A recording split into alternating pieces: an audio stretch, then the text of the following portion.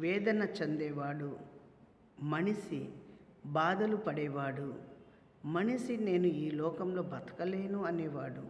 కానీ దేవుడు నీ ఎంట ఉన్నాడని నువ్వు గుర్తించాలి. నీ అప్పుల్లో కానీ, నీ బాధల్లో కానీ, నీ చిక్కుల్లో కానీ, నీ కష్టాల్లో కానీ, నీ బలహీనతలో కానీ దేవుడు ఇచ్చేవాడే కానీ తీసేసేవాడు కాదు. నీవు కూర్చున్న చోట ప్రార్థన చేయి. నీ అమలు చేసేది ఆ దేవుడై ఉన్నాడు.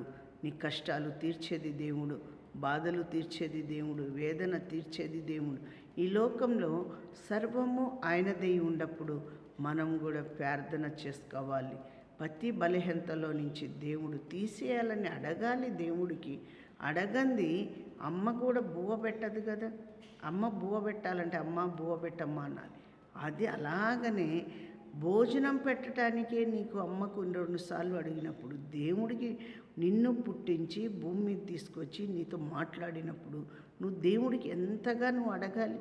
దేవుడికి వేదన, బాధ, కష్టము, దుఃఖము ఇవన్నీ తీసేయటానికి దేవుడికి నువ్వు అడగాలి కదా. ఎందుకు అడగట్లేదంటే నీలో ఉండ అహంకారము, నీలో ఒక అహంకారము నువ్వు పెంచుకొని ఈరోజు ఎన్నో వేదనలో ఉంటున్నావు, ఎన్నో బాధల్లో ఉంటున్నావు. ఇవన్నీ తీసేసేది దేవుడై ఉన్నాడు. హల్లెలూయా, హల్లెలూయా, ఆమేన్, ఆమేన్, ఆమేన్.